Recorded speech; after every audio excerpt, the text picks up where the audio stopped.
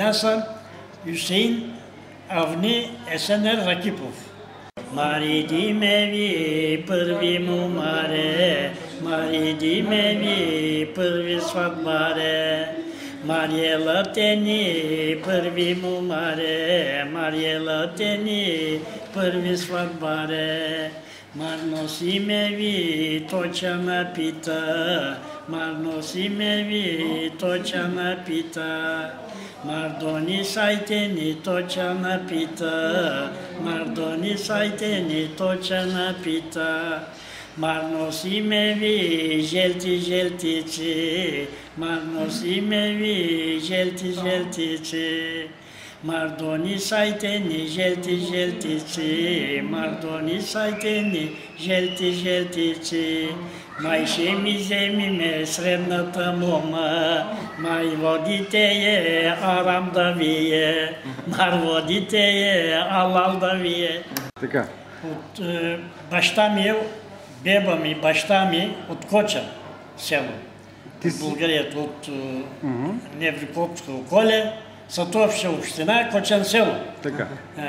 Там са живели моя беба ми. Моя баща е дошла на 7 години. Тук в Коджабонар. В Коджабонар. Ти си роден? Аз съм роден в Коджабонар. Айру, айру, ти си майру. Спиш ли, айру, разбуди са. Спиш ли, айру, разбуди са. Чи ти вика малко дете. Спиш ли, айру, разбуди са. Чи ти вика малко дете. Брате, то ти каща градат, и безучек, и без пенджура. Сестрите ти риза круят, и без ръкаве, и без клине. Я шаму стора летна люльке, ага дуйне селен ветер, той ще риче майка малюле. Ага летна и роса, той ще риче майка мабизе. В Коджабонар живех, първия клас там изкарах. Алманско, когато Алман армия, когато стана с Русия. Втората световна. Втория арма, тогава излезахме от Коджабонар.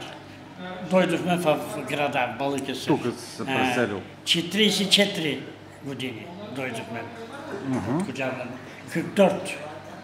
Така ли долу? 44 години. На тези години дойдох в Балъкесър, от тогава насам в Балъкесър живеем. Я не можих да изуча за университет, за гимназия и така остана. От тук след аз колкото можех китапе да читам, вестник читам, оттам се научих по-многото, за живота, което трябва. Срещу това гедик, дето се казва и гедик, това е било балъци тогава, на българско време. Я ги завтасав, тия балове, грозде. Те за какво са служили? За какво са служили тия? Нашите мюслюмани, оти много знаят, те ги са свагуе каурен село, то са ни еде, той е на намаран, да го разсипме, да го развалиме, ама той и ни го е изкарало. На те да ни дода убаво, затова касетливо го са изкарали него това. Един го е пуснал така, разбрали какво иска да каже? На нас не остана, бара и на те да ни е. Ме не мога яще, той ви е арам, той каурен го е село, той е българско, не знам какво. Така, моя акъл казах ти. Ти казах. Я думам на беба ми питам. Я беба думам. Ти оти колите се грозде, виж какви хубави грозде прави, бели лоза, такъв. Оти ги разсипвате, бе. Той е кауско, то се ни еде на арам, не знам кой. И пасая къща бил, къщата съдиме. И него то го е сторило, българин го е сторило. Оти го ни куткаме него. Еми съдиме, то не ли е арам, думам. И него да кутнем. Да го развалим да стори. Ама не може да прави така. Това е, всичкото са е касетли го се стори. Нашите мюслюмани не са акали. Не са. Абе, човешка черта. Има и итри, има. Това е човешка черта. Не са такива итри. Итри да са, това няма да го разсипе. Трябва на него им да излиза, да го бранят. Искам да питам нещо друго. Ти каза, че когато селото се е основало, всъщност там в началото са дошли двама брати. Там не е имало нищо, там е било само гора и тези чинари. Значи, може ли това да се тълкува, че тези брати, т.е. те основават селото и те си кръщават тези места така, както на тях, да речем... Те са като дошли и видват това хубаво место. Те откъде научават имената на тия местности? Место и са пуснали на другите роднини, на близки, на приятели и веялата това. Това е за живеене. Това всичко да се, всичко се рада. Яни човек да посееш, човек се рада.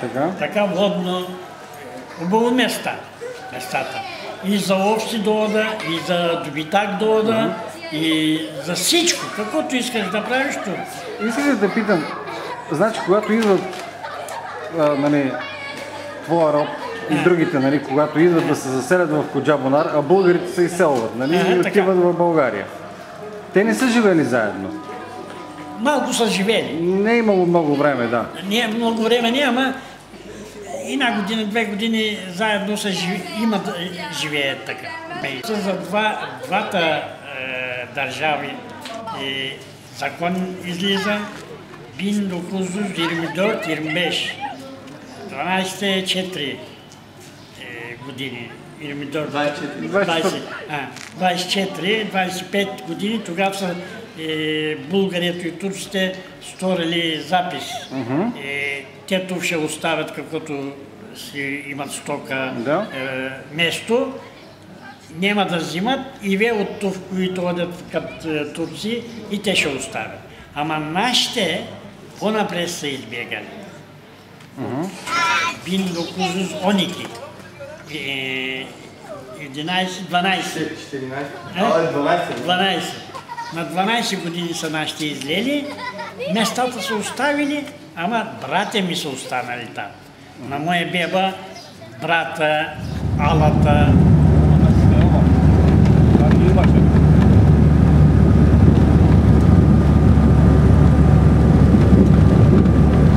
Директор на джамията в Дашки си, което в момента се казва Кръм Джалалар.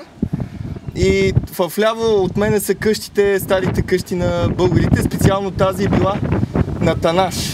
В смисъл Атанас, който е известен със своето имане и за който още говори тук старите хора, че е заровен някъде около къщата и в градините. А самата джамия, доколкото знам и според разговорите на хората, е построена с камъни от църквата, от която не е останало абсолютно нищо. Джамията е построена 25-та година.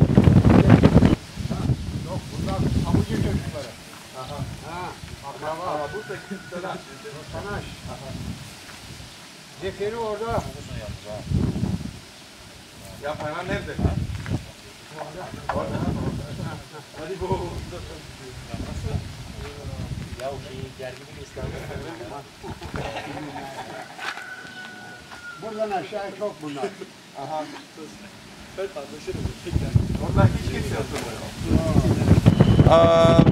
И най-старият човек в селото разбра, че когато са пристигнали турците от Солун, са пристигналите, не са имали никакъв контакт с българите и гърците, които са живеели тук, които са се изселили много преди това. Нали, няколко месеца поне преди това. Много странно се клати това минаре. Клати се, да. Дали да не вземем да последваме? Ще последнем и аз почвам да се След малко. страхувам. И това са българските къщи, снимай. Ако... Старите и тази, нали, специално на Танаш. Това е къщата на Танаш. Да. Георг Танаш.